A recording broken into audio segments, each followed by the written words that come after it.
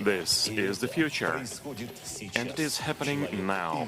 Man and artificial intelligence, two forces riding the same wave, together creating a new language. Mathematics is becoming a universal language for any idea or concept. Algorithms are the new tool to express thoughts, precise and flexible. And now they are used by science and art, architecture and healthcare, philosophy and logic. Such is the advent of an opportunity era, where technologies will reveal the potential of a man, and man will give purpose to technologies. AI Journey 2025. The journey to the world of artificial intelligence is beginning.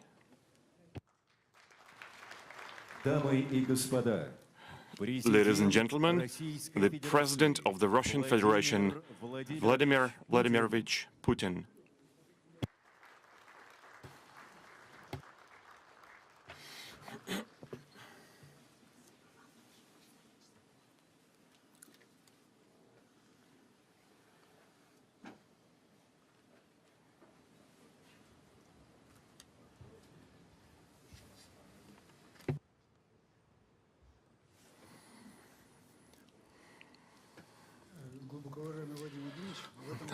Dear Mr. President, Vladimir Vladimirovich, this year we are having the Jubilee 10th Conference, AI Journey. It is with all my heart that I'm thanking you for this regular participation in our conference, for the support of the high-tech sector in our economy. And let me give you the floor.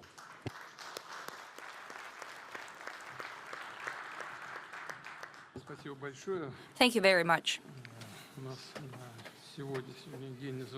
Today's date is called Artificial Intelligence Journey. And Mr. Gref has just given me such a journey. It was a 3-hour-long journey, 2.5-hour journey. So we apologize to you for having had to wait here, that you had to exchange opinions for now for the topic. But in any case, I'm very happy to welcome all participants of the conference called Artificial Intelligence Journey, that is organized here at the Sber HQ, as well as I would like to welcome many millions of citizens of different countries, our great online audience. As per tradition, I'll share with you what Russia is doing. I'll tell you about our new steps in the creation and application of cutting-edge technologies, also as part of international cooperation. However, since the conference is the 10th conference, it's an anniversary, I would like to thank the Sber chairman of the board, Herman Gref, as well as the Russian Artificial Intelligence Alliance. Thank you for your resilience in the promotion of the values of progress. Thank you for your efforts to bring together the capacity of the state, businesses, and science, rallying around the tasks of technological development. And technological development, as I have said many times, requires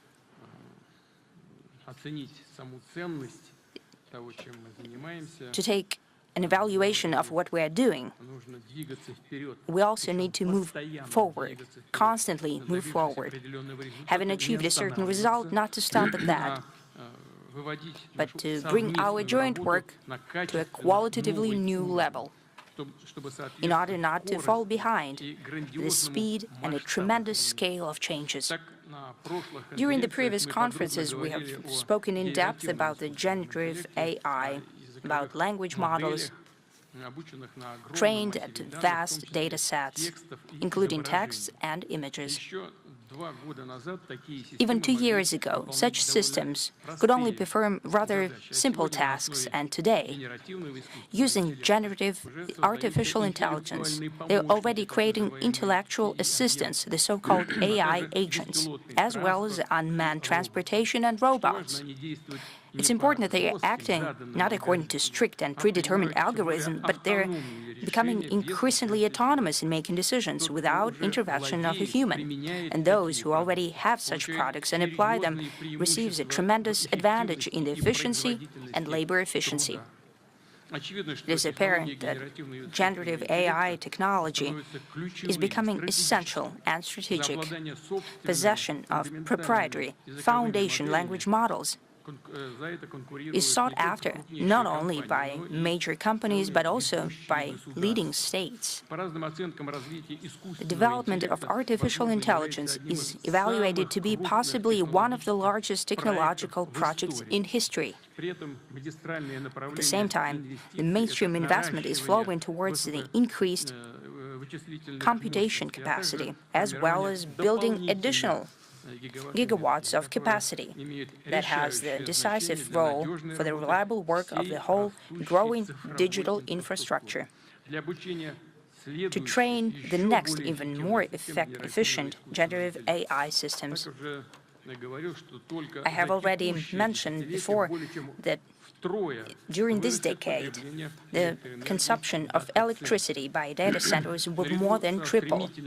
Along with drastic changes in all spheres, there is an increased number of users of the products based on generative AI. In Russia, an overwhelming majority of young people are widely using neural networks and language models for all types of tasks, in studies, in their professional and daily lives.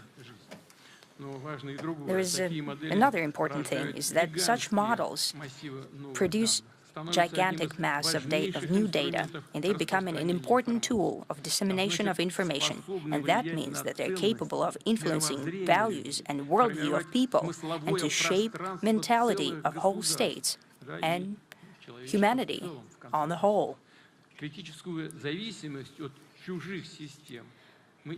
We simply cannot allow to be critically dependent on foreign systems, and for Russia it's a matter of state, technological, and I would say value sovereignty. Therefore, our country should have a comprehensive array of our own technologies and products in generative AI. Primarily, these are national language models, both foundation and small models, for specific sectors. The whole spectrum of such models should be trained and fully controlled by Russian specialists. And I'd like to highlight at all stages, including the testing of the end product. Working on such complex systems should become an important catalyst for strengthening the Russian engineering school in this very important sphere. We should have unique competences across the whole cycle of foundation language models, starting with their training and creation, and ending with adaptation for the needs of specific industries. That is the path pursued by the countries who are trying to ensure their leadership and independence, their sovereignty in this sphere. Number two, it's a basic dimension. That's the whole infrastructure for the development and introduction of such national products, meaning electronic components, data processing centers, and computation capacity, coupled with stable power supply.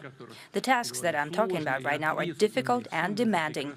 We are fully aware of that, and will solve them in partnership with domestic companies. I'd like to note here that products by Sber and Yandex are ranking among top in the world. And during the upcoming presidential hotline, slated for the end of the year, we'll again use GigaChat. This is a language model by Sber, and it has already proven its efficiency during the analysis and systematization of tremendous mass of calls by the citizens. It bears repeating that it's important not only to simply have the homegrown technologies, it's important to ensure their wide practical application and to ensure mass introduction in industry, in transportation, healthcare, public governance, and other sectors. And I would like to go into more detail on this topic. National strategy for AI development states as a goal is that the total input of this most important technology in the GDP of the country by 2030 should exceed 11 trillion rubles. To follow up on this goal, I'd like to ask the government and heads of regions to draft a national plan of introducing generative AI at the level of the whole country, as well as in the breakdown for sectors and regions of the Russian Federation. Today, with the chairman of the government, in the morning, we've discussed this topic and we have spoken about it. He reminded me that the government has already created a think tank, an analytical center, that works in this regard. 50 people are working in that team.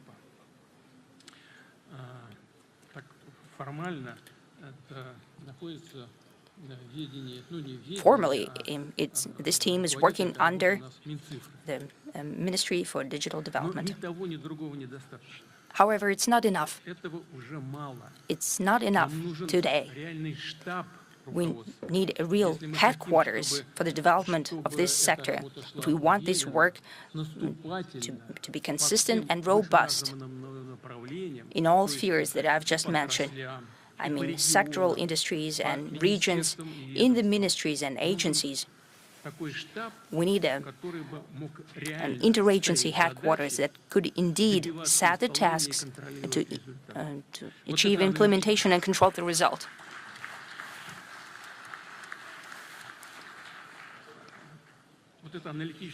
Such an analytical group is good.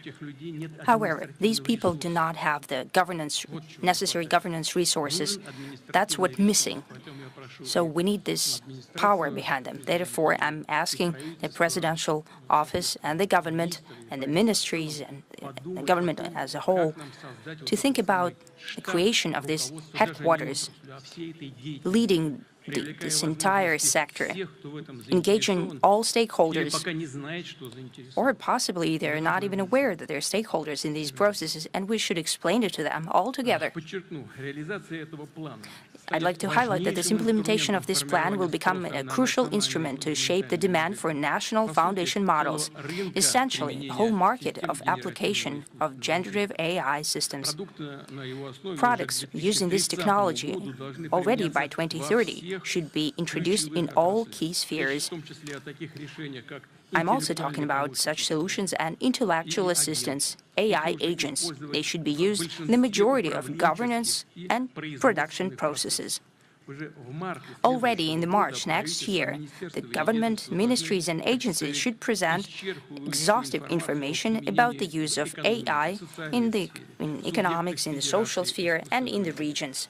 The rate of introduction of these technologies in the region should become a crucial metric for annual ranking of digital transformation. I'd like to ask to draft this new ranking using the new methodology already following the results of the next year, 2026. And in this respect, I turn to heads of ministries and agencies and regions. It's not a matter of reports, but it's about deliverables. You must be clear about the corporate's demand for innovation, be in constant touch with scientists and engineers, enable testing and practical implementation of novel solutions. Such achievements are displayed in the exhibition area of our conference. I believe they are quite useful. If you haven't seen these, please familiarize yourselves, and also it is important to be able to shape a market to apply the advances of AI. And now we have been talking about that with colleagues, and they told me a lot about how this sphere has been developing. As in any other domain, fortunately or unfortunately, well, I think fortunately, we are capable of shaping the market. We need to introduce certain standards in different types of activity, and those who will be the users of the AI advances should pay for them. And that should create the market base for further development. We need to nudge this process, give it an impetus. I'll also add that we already have salient examples of the expertise of one region in AI application becoming a springboard for the changes across the country. Around 2,000 medical establishments in more than 70 regions have joined the Moscow digital healthcare platform, and this system has provided doctors from different citizens and locations with access to AI algorithms to pursue automatic medical images and radiology studies analysis. We should be more swift in reducing administrative barriers that would hinder the implementation of technology. In a number of countries, the attempts at prescribing AI in great detail slowed down the development of new products and ideas. I reiterate, we should not take this path, and we should learn on others' mistakes. At the same time, some of the domains of activity, in particular, and partly the special services and public administration domains, and as well as power authorities, work where we should remain on our own proprietary domestic solutions. And definitely all that should be done in pursuit of direct dialogue with technology businesses, having meaningful and substantive discussions about the boldest and outside the box, out of the normal approaches, regulatory and legal initiatives. If need be, we should test run them within experimental legal frameworks. Such are applied in Moscow and in Sakhalin and in a number of other regions. And soon they will encompass a third of Russia's soil. The entire Far East will be covered, and definitely we should promote more actively the soft law. I'm referring to the AI ethics code, most importantly. Apart from that, as I have noted today, in order to step up domestic generative AI capability and train our language models, we need to guarantee the stability and autonomy of the national digital infrastructure, which I have already spoken about. This will allow us to safeguard data sovereignty so that the user's data should stay within the Russia's digital loop. In this respect, I suggest engaging with business communities to implement a data center blueprint to cater to the AI objectives, providing convenient access to data centers for startups, scientific organizations, and technology companies. Creation of data centers is aimed at driving the appearance of new firms and new jobs in promising sectors of our economy. It's about, most importantly, an inter alia electronic components industry and domestic manufacturing of basic components of software and hardware systems for data centers. Another overarching goal is to ensure stable, uninterrupted, and sufficient power supply to data centers.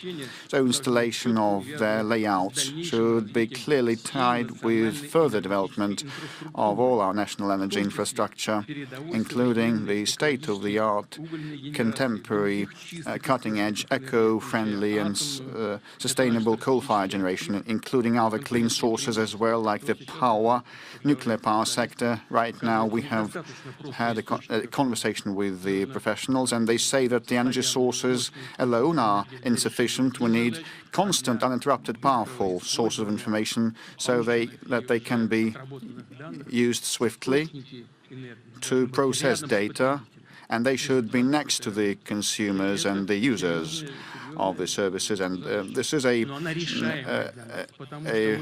very important goal, a daunting task, but we can resolve that because we are the only country in the world, I think, that is now capable and ready and already producing small-scale nuclear power plants. Like in Kuzbas region, you can use coal-fired generation, and in regions where we have hydropower plants, we also can do with their help But, you know, somewhere we have major nuclear power plants, and these are handy and sufficient, but in order the data to be transferred in split seconds to the users, we need to install the small-scale nuclear power plants, but that should be done expeditiously. We have unique solutions that can be utilized for power supply of data centers. We plan to move to pursue the commercial manufacturing of small-scale floating and land-based NPPs. Also will utilize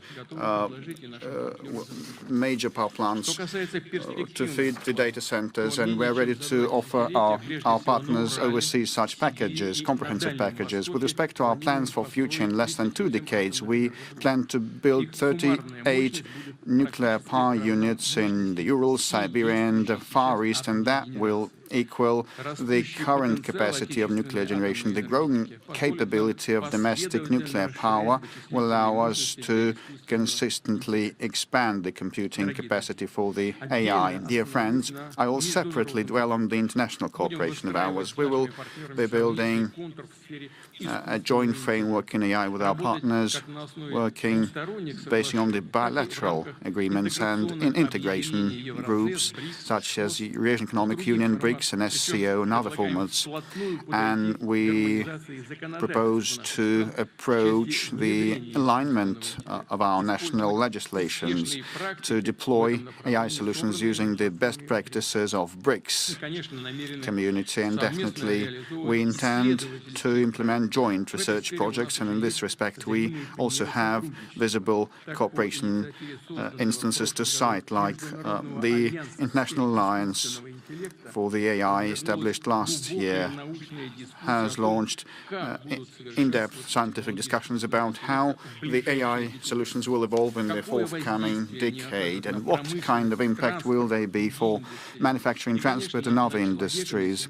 And definitely the human beings and the family and the society and social process, I would ask the government to utilize the findings of that forecast in practical domain to update and fine-tune our plans to develop our economy and welfare. And it's obvious that the digital progress will be gaining momentum, and in foreseeable future we are sure to see solutions that will surpass the current system's capabilities, and this will happen quite quickly. And I'm referring to generative AI inter alia. And most importantly, I'm certain that Russian young scientists and engineers will become active contributors, helping to resolve these complex tasks and problems. I know that today Russian school children are attending, as well as students, winners of international AI competitions and events. Let's recognize and celebrate them all together. Dear friends, I wish you new achievements and all the best, and I wish all the AI Journey Conference participants fruitful work. Thank you very much.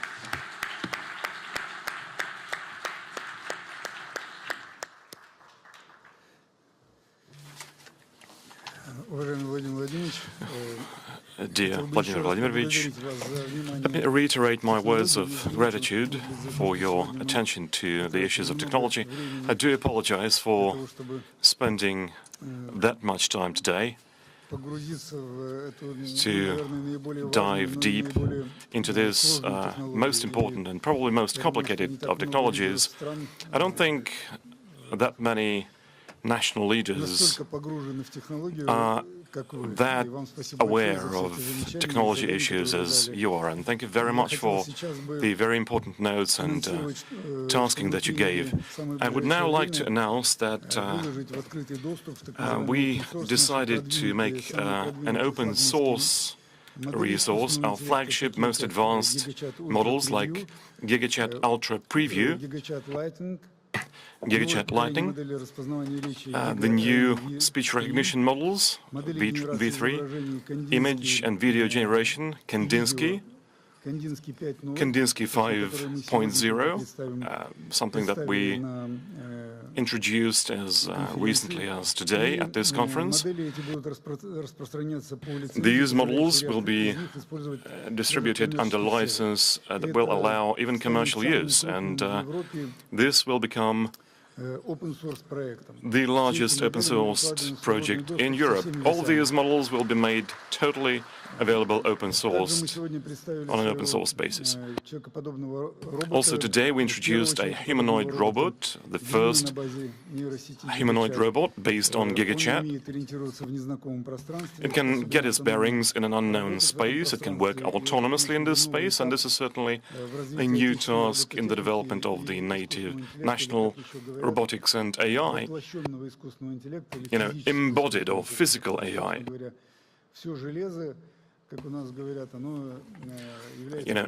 As they say, everything that's new is one way or another based around AI. So this new stage in the development of robotics should have Russia very well represented. We should carve out a space for ourselves in this market, and it's very important for our partner companies, partners in the AI alliance, including Yandex. It's very important that they are developing this track. What are these models? What do they all mean for us, for corporate leaders, for citizens? Just for the people who encounter AI on a daily basis to resolve their routine problems. What do we prepare our children for in an environment where pretty much everyone has access to unlimited number of AI models? All of these issues require considerable reflection upon and transformation. We must be quick enough with these transformations. So we call this panel "The Future with AI." It's obvious that we're going to have to live with the robots, with AI.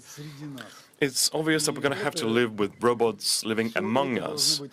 So all of that we must reflect upon. We must design this future so we don't sustain stress, so we don't mete out stressed, unprepared citizens and organizations because they can't fence themselves off these things, these phenomena. And I would like to actually go into this plenary session. We've got three speakers. Our first speaker is Evgeny Burnaev. He is a PhD in physics and mathematics, a professor. He is the director of the Center for AI at Skoltech. I have to say that Skoltech is probably our closest partner, probably the most powerful base in Russia to develop AI. He is the head of the Trainable Intelligence Group at the AI Research Institute. He won the Russian government National Award for Science and Technology last year. And the first topic to cover is the changes in the industry and in the sectors of the economy driven by AI.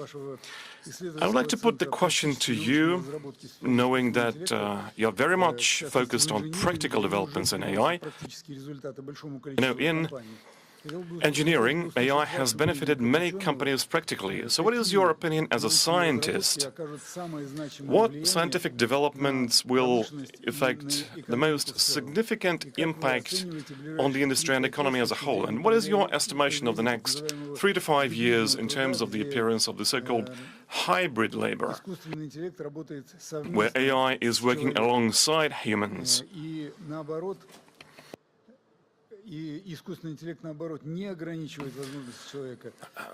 AI not limiting the capabilities of humans, but on the contrary, augmenting them.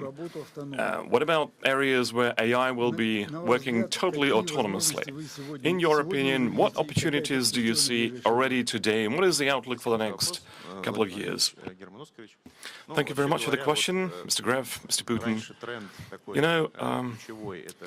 The key trend used to be automation in the industry. So a machine was given a certain number of fixed steps to do certain things.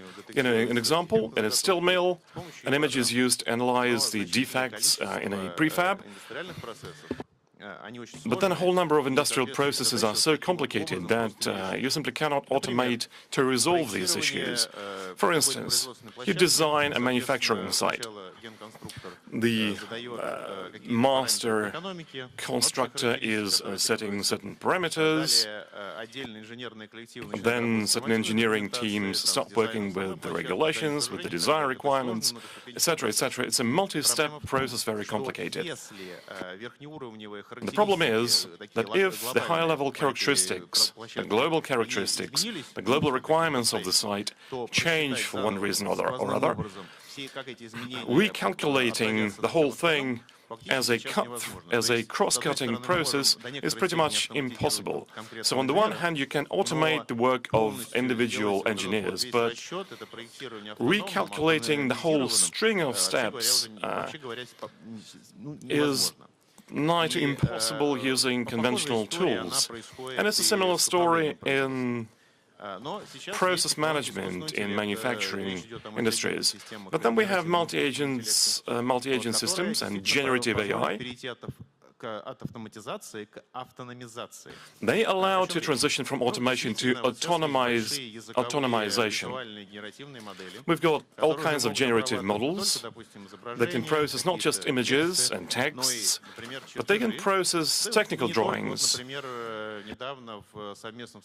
You know, pretty recently we had a joint project with Sberbank to do a project with Roscosmos, and a generative model helps very much to improve the imagery from space. You can use a Gen AI to build an agent. It can write code, it can have memory, it can decompose various objectives into certain sub-objectives, it can manage other agents that resolve these sub-objectives, and then it's a fully fledged solution. So it's a multi-agent system that manages the whole process.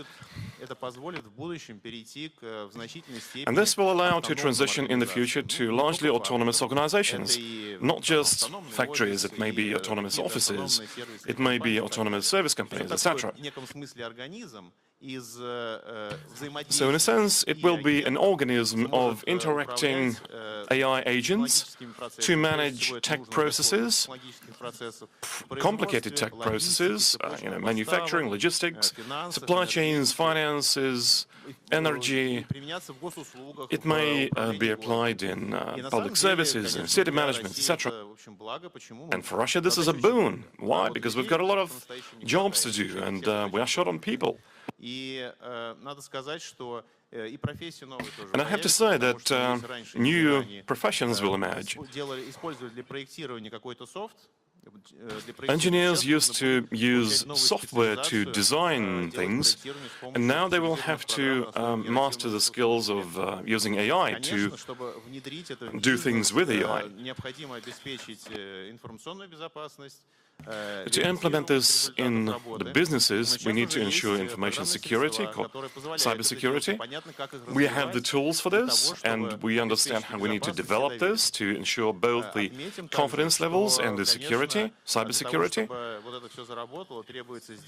Now, to make all of this work, we need to do a platform based on AI, AI at the core. And Sberbank has a great foundation for this. We need to build an ecosystem for the various applications. Let me give you a historical parallel. In the 2000s, there was this, on a historical scale, local crisis, the dot-com crisis. But then the investments that were made back then, they were fully recouped, and the internet is very much a part of our life. So the technologies that I'm talking about today, for the industry, for all kinds of other applications, the recoupment will come not just in the midterm, but this is a genuinely an investment for the long term. Thank you.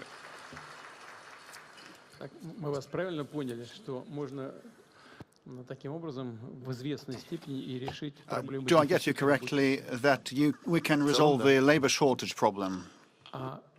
Yes, mostly. And the high-skilled personnel and labor resources. You know, they also have to upskill. You know, in the past we had the machine tools, and now we have chip-based machine tools. So that required upskilling and skill improvement, and this is the path where to pursue. Thank you very much. And you have made mention of this satellite-based data, and I would like to thank our partner attending, Dmitry Bakanov. Recently we started cooperating with Roscosmos Space Agency quite actively. On the ground also, and thank you for providing a lot of information that we can use to train our models. In the outer space, we already have launched first models of ours accompanying astronauts, and now we are designing the cosmonauts' assistant. And there's a great deal of complex equipment on board, and the AI is required to assist. So is Sber ready to participate in the creation of satellite constellations that the state needs so badly? Well, Mr. President, we will do that gladly in different sectors and with different aims. In terms of AI, we will do our best, and we'll be pleased to do that. We believe it's our mission. So it was quite a tricky response. Will you provide funding for the constellations, or will you just share your AI know-how and capability? Mr. President, we don't have anything left after we invest in AI. It's a very expensive toy. Why don't you use the AI to reduce the non-core spending and costs, and cut those costs, and you will have extra money? You are quite correct, Mr. President. We're moving in this direction, and we wanted to present a project to you. Sberbank this year, with the help of a multi-agent system, will make redundant 20% of personnel that we, with the help of the AI, have rendered inefficient, and we have been closing those projects and making some of the people redundant. There are no inefficient workers that you can lay off. There are some of the workers that you probably haven't been doing properly with and treating properly. You know, I am in agreement with that. At the end of the day, inefficient workers are the lot of the inefficient managers. So probably there is also my share of responsibility in that. Well, actually, when Mr. Gref has helped me deep dive into the AI topic with the help of his colleagues, we have touched upon a very important subject, that of education. Once you press a button, you can resolve any problem, any task, solve any task or problem. Well, why then develop one's cognition and thinking? It may sound as a joke, but actually this is quite serious, because kids at school and at college should be trained to think properly and should be taught to think, not just press the button. And this is a daunting task. It's not so simple. One of our colleagues participated, a young person, a young man participated in a presentation. He has 5 children. Let's greet him. Let's recognize him now. He has been working for Yandex, as Mr. Gref has prompted me, and he is also active in other domains, on the personal front and the family front. 5 kids. The youngest is 9 months old only, and I've asked him, how are you going to teach your kids to think, not just press the button? You know, jokes aside, He is a very clever man, and he spoke about things that I could not perceive fully or conceive fully, and actually he could not provide an answer to my question. And this is no joke. In this new nascent system, global system, it's going to be quite a challenge, and we cannot allow in this country to have a closely knit community of elite, super intellectuals, the elite, the intellectual elite, and all the other people would play the role of robots pressing the button, and this is not as simple, and this is quite a challenge for the education system of ours and the higher education ministry and school education ministry. We should prompt them and to think. The educational system of ours should come up with an approach of teaching to make kids solve problems, and at the same time be capable of using the AI capability. And also they should be knowledgeable of how to play chess, and they should be good at mathematics. So I would ask everybody to think it over, because not a single model can resolve that, and not a single official or leader can resolve that. This is a very, very serious for our future generations. I apologize for this intervention. Mr. Putin, thank you very much. These are major challenges. Obviously, they cannot be addressed from the get-go. I mean, the entire community, the entire society have to make an effort, and this is something that we have to prioritize. Our next speaker, Ajit Abraham, from India, is a Vice Rector, Dean of the Faculty of the Artificial Intelligence at SAI University. He is the author and co-author of more than 1,500 research publications in the field of AI. According to Scholar GPS data for 2024, he is in the top 0.01% of the world's most cited scientists in the fields of engineering and computer science. His H index is 123.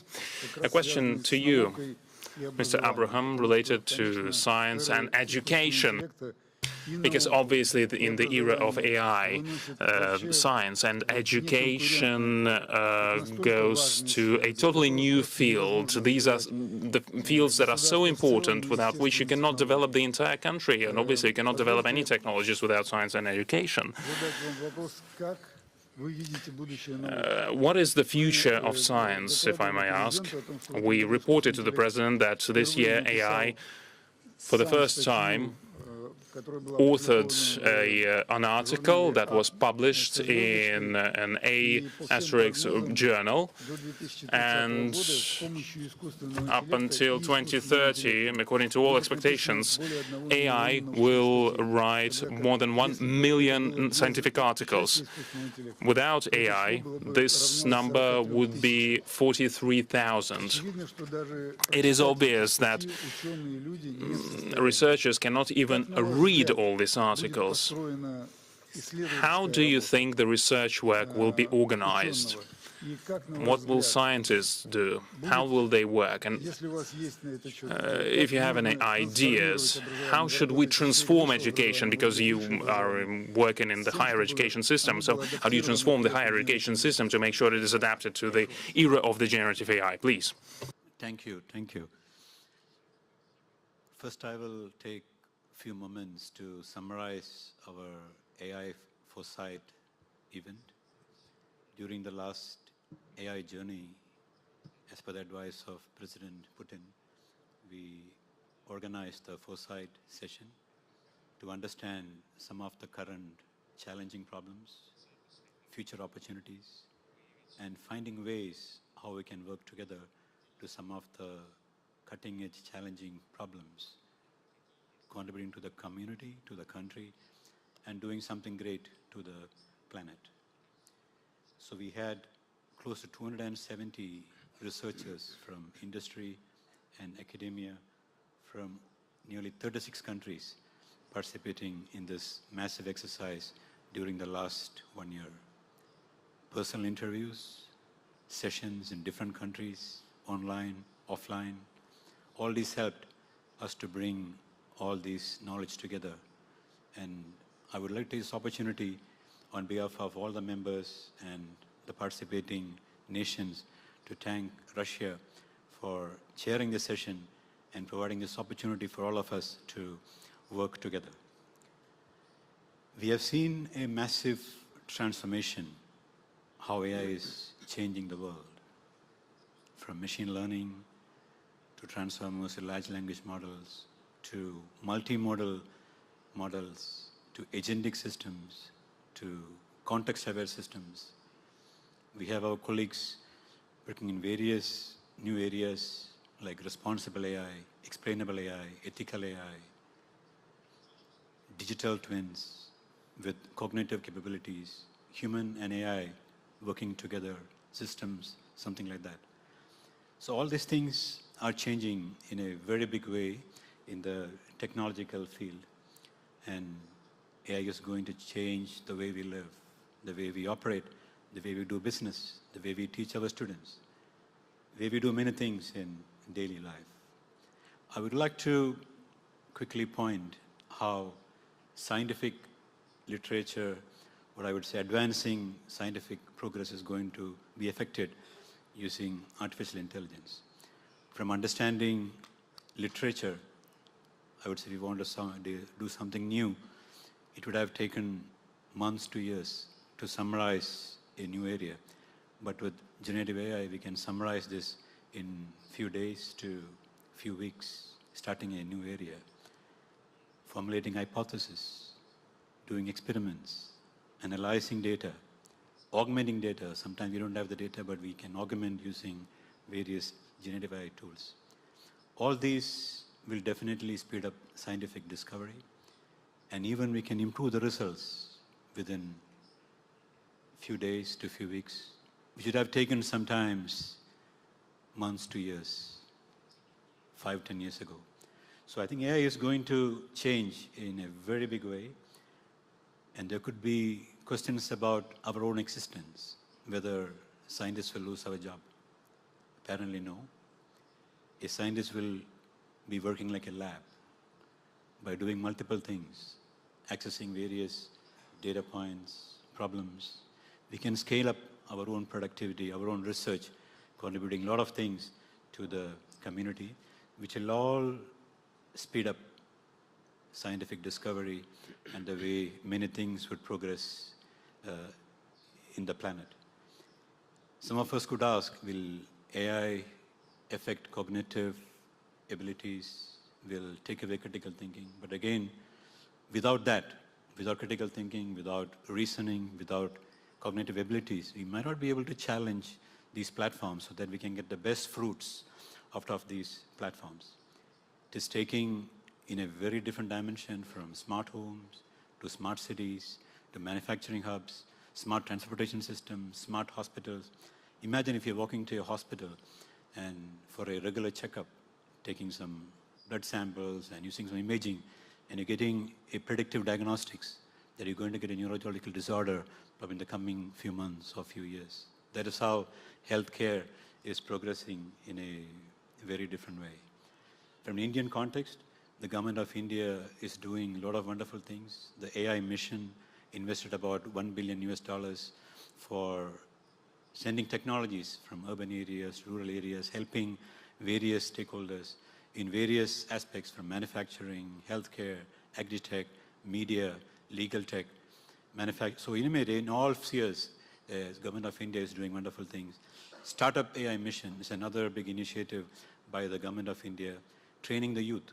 So India has about 350 million youth population, which is probably almost the size of Russian population. So the government of India is trying to encourage entrepreneurship within these youth talent. The International AI Alliance, chaired by Russia, is a new platform. As of now, we have membership from more than 20 different countries. This is going to take AI in a very new dimension in the coming months and years. And I'm sure that It will again scale up in a very big way, providing massive opportunities for collaboration, networking, and contributing something for the society at large. Thank you very much.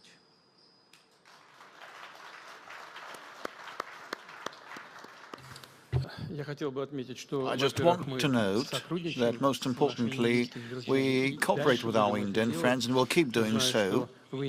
I know that next February India will host an AI summit, and we will gladly participate. And I hope, and I'm sure, that the event of our Indian friends will be having all the perfect arrangements. And as regards the cognitive capability of humans, just before your intervention, I have said that we should not have a siloed intellectual elite that will use and utilize the AI capability for its own sake and for its own benefit, and the bulk of our population will just be basic users pressing the buttons and getting the necessary responses, and we should preclude such situation from taking place. And I have indirectly mentioned also that we are to create our own proprietary domestic platforms on our own knowledge base and building upon our history and traditional values. What am I referring to? When we speak about the cognitive capabilities development, we need the majority of our people to ripen these fruits, and at school you can press the button and instantly get a response to any question that your teacher might ask, and you needn't think for that. And needn't reason. In foreign languages too, just endeavor a young person of today and try to convince him or her that it is necessary to study foreign languages, to learn foreign languages, and they will tell you, they will ask you why. Why on earth? I will just ask either a Lisa assistant or Mr. Gref using his chatbots, and you'll get instantly things translated and interpreted online. Why study foreign languages then? Why learn them? This is the way they retort. Or you can use voice recognition and simultaneous interpretation models. What's the point? But actually, I think that people should be capable of choosing the proper, correct answer for each of the questions, and we should bring it home to the young ones, because learning a foreign languages does not solely mean using that in everyday life or at work. Young people should be aware that the knowledge of a foreign language would plunge you into a brand new world, and you will be able to experience a new life, because, you know, reading War and Peace in the original and in a translated version will be two different things, and if you read Heine in the original or translated, that would be a big difference. There are very many nuances, and no translation can be 100% precise, because there are all the minor points and intricacies and peculiarities of the author's style that no translation can convey. But if you know a language, and if you read that in the original, you get to perceive the soul of the native speakers and the soul and the spirit of a foreign culture. Same refers to playing chess. You can play online, and you can get connected to a network, and computers may help you win. Well, will you be satisfied, or will that be a deception, and this will be a stolen victory? Just now, a girl has told us how Sberbank helps athletes pursue fair arbitration at sports events, because fans know that mistakes are frequent, and this frustrates the fans and also the players. But when you have a deserved win, a fair win, that will give you a buzz, and that has to do with our cultural code. And when we feel this integrity inside ourselves, and when we derive this intellectual, emotional pleasure, these are very fine things, and these are precious ones. And if we are capable to ensure that at school and at university, I mean, this specific approach to education, only then we will be able to utilize the AI capability to the maximum benefit of ours and obtain good results. Thank you.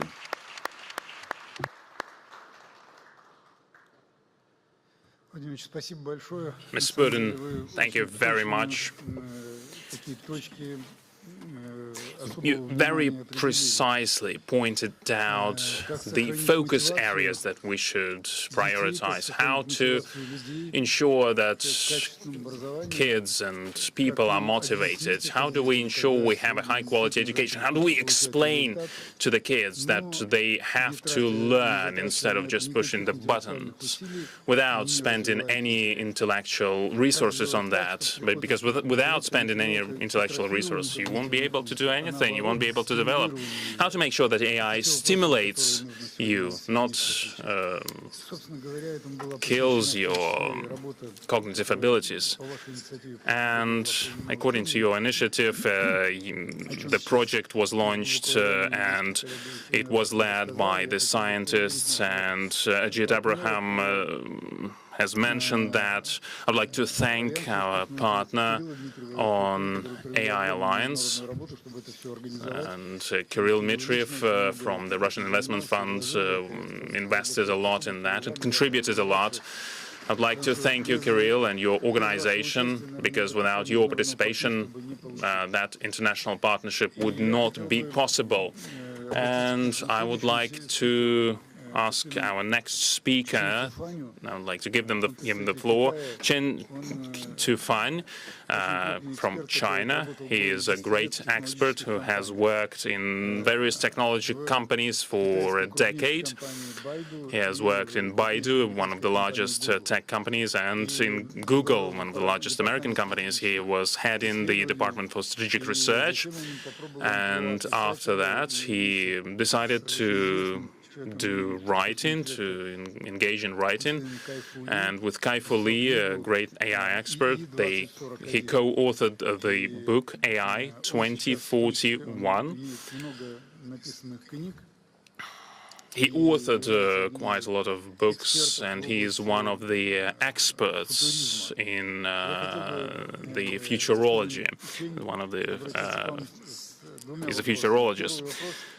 Mr. Chen, the first question, what is your take on the forecasts that Mr. Kurzweil is publishing? He is one of the most famous tech futurologists. He said that you just need to live for another 6-7 years, and you will have the chance not only to live up to 100 and more, but you will be immortal. His latest forecast tells that it will happen somewhere in 2032, between 2030 and 2035. I'd like to ask a question to you, the second question. How do you think the life of a human being will look like in 2041, for example? the year that you described in your very exciting book with Kai-Fu Lee? And what would be the key source of trust between the society and AI? It is known that the technology is growing so quickly that the society cannot adapt at the same pace. What should we do to explain to people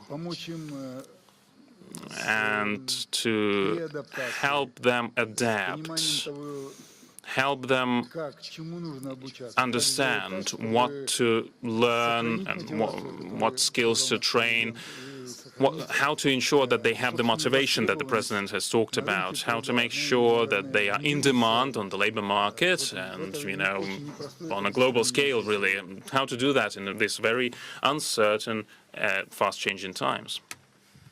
Thank you, Mr. Gref. Thank you for introducing our book, AI 2041. I want to start with sharing one of my personal story. Like 2 years ago, my mom, 70-year-old, she had a stroke at home when I was away. But luckily, my dad found her and took her to the nearest hospital. And she got everything she needed, all the treatment, and she's fine. But what if she's by herself? What if the hospital was too far away? And what if we can have an AI doctor in our pocket for everyone, so it can subtly monitoring your everyday behavior, like your voice, your expression, the way you're holding the phone, and even your biomarkers. And it can warn you before the stroke or some else's disease before happening. And not only that, but if you need some medication, so it will base on learning all your data, all your history, all your microbe, everything, and 3D printing all the medicine, the pills, and deliver to your doorway within minutes. So this is not only about saving the lives, not only about curing the disease, but also like what Ray Kurzweil mentioned, it will tremendously extend the lifespan and increase the level of well-being. Why it matters so much? China as a country is big, just as Russia, but with 1.4 billion population, so the resources are unevenly distributed. So it's vastly different, distributed in mega cities from the rural areas. But from the other way, fascinatingly, we have almost 100% coverage of smartphones, and we have almost like 80% coverage of internet. So think about in the future, we can deploy AI models hybrid with human expertise, and we can help everyone to improve their everyday life with all this infrastructure and technology. So AI on healthcare, just one thing. Also, like you mentioned before, multi-agent system on your phone could be your children's personal tutor, could be your family finance manager, could be your yoga instructor, could be your therapist. So everything is possible. You don't have to travel far away. You don't have to go to the big city for all these resources. And what's more crucially, just like Mr. President mentioned, we can use the technology to reconnect the younger generation with the history.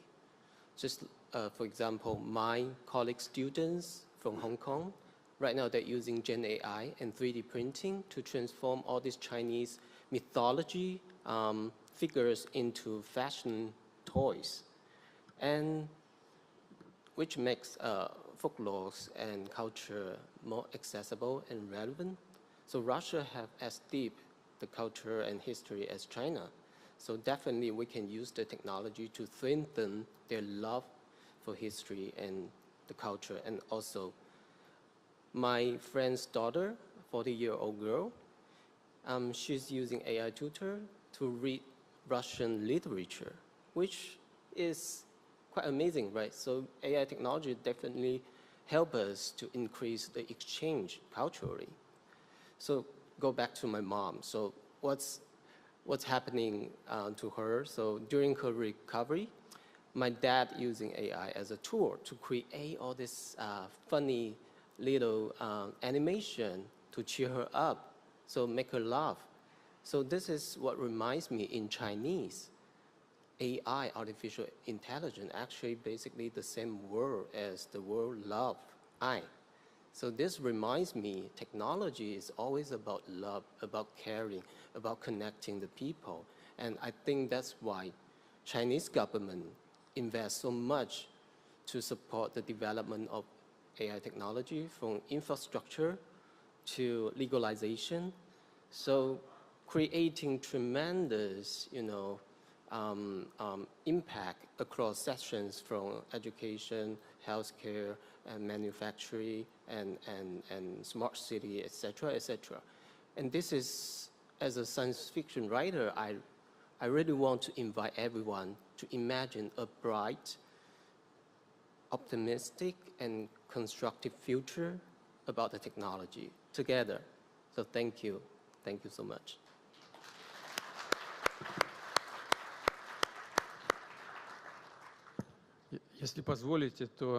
If you allow, first and foremost, on behalf of the whole audience, I would like to wish health to your mother. I hope she recovers as soon as possible. That's number one. Number two, Mr. Gref just reminded us about the fact that some specialists, well, now we're talking about Chinese specialists who are saying that it's possible to create the conditions. I won't go into details right now, to create conditions where people can live up to 150 years old. And I wanted to say the following in this regard. At some point in time, people lived for 25, 30 years, and that was considered normal. Later, an average age in certain countries around the world started to increase, up to 35 and 40 years, up to 50 years. That was quite normal as well. Now it's about 80 years old, and we intend to get our average age a lot higher. We even set certain goals. The women live longer. But we intend to increase the average lifespan of a person. We can possibly bring it up to 150. However, it will never be enough, just like with money.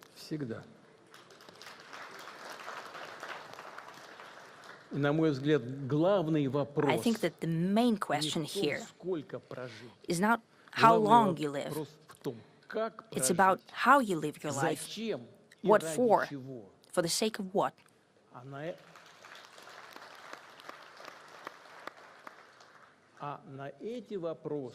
And as for these questions, the answers lie within our traditional values. There is no irony here.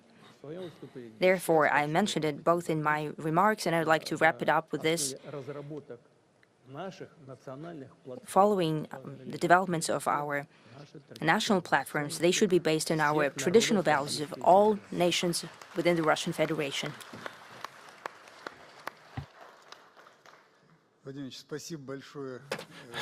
Vladimir Vladimirovich, thank you very much for your participation, for your comments. I noted the response of a healthcare minister when you spoke about the 150 years of life expectancy. I think we should merge the healthcare ministry and the Ministry for Digital Development so we achieve the 150 as soon as possible. Well, one thing is obvious. It is that we are moving very quickly into a fundamentally new era in the life of mankind. We discussed it today that Industrial Revolution took 200 years to happen in the world. This Industrial Revolution is going to take only 20 years, and even on the scale of human life, it's a very short stretch of time. So, in our opinion, we should make our contribution. Mr. Putin said that it is important, the questions are important, how to live and why live. People need to be helped to gradually enter this era without the tumult, without the stresses, and not lose anything along the way. Together with our colleagues, we will be trying to deliver on this mission, the why and the how,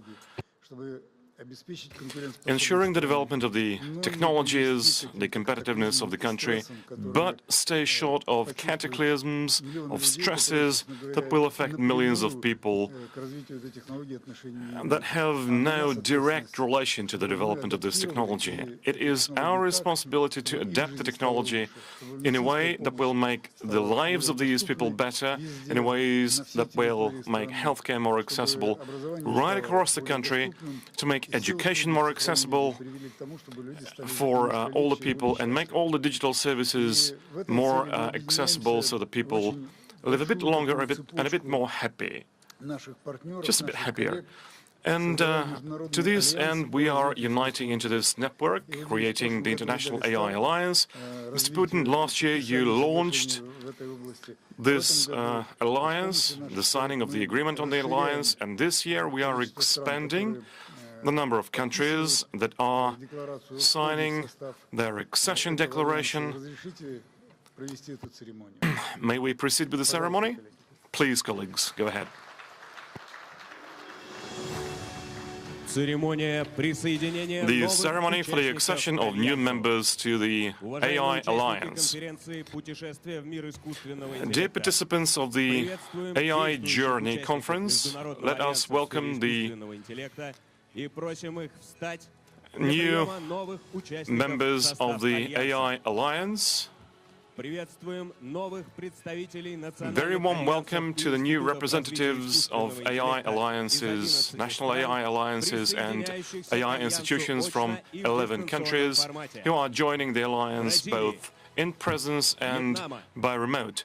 Brazil, Vietnam, India, Congo, Oman, Turkey, Chile, and Egypt, Kenya, Tanzania, South African Republic. Please take the tablets, support the new members, and accept the invitation to the International AI Alliance. Today, on the 19th of November 2025, in the presence of the President of the Russian Federation, Mr. Vladimir Vladimirovich Putin, the International AI Alliance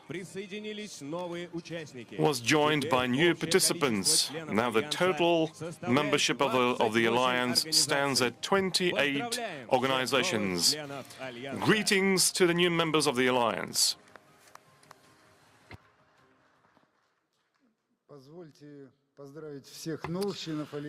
Greetings to all the new members, the current members. Colleagues, thank you very much for taking the time to travel here. And thank you for your willingness to cooperate in the development of the most important technology of the century. And I would like to extend my gratitude to all the participants of this conference. A special word of thanks to the Presidential Executive Office, Maxim Stanislavovich Oreshkin, the advisor to the President, who was very active in helping us organize, the ministries, Dmitry Nikolaevich Chernyshenko. Yes, colleagues, do take a seat. Dmitry Grigorenko and all our partners who treat this topic very, very seriously, as led by the Prime Minister. I have to say, we are pretty much discussing this topic every month, so we are not left standing on the wayside in the development of this technology. We reported to the President today that Russia is among the 7 nations in the world that possess pretty much the full stack of technologies, most recent, cutting edge, that the most advanced nations possess. And it is your involvement, Mr. Putin, that helps to maintain the necessary level of tech development, the interest on the part of students, researchers, entrepreneurs, of all levels, government officials.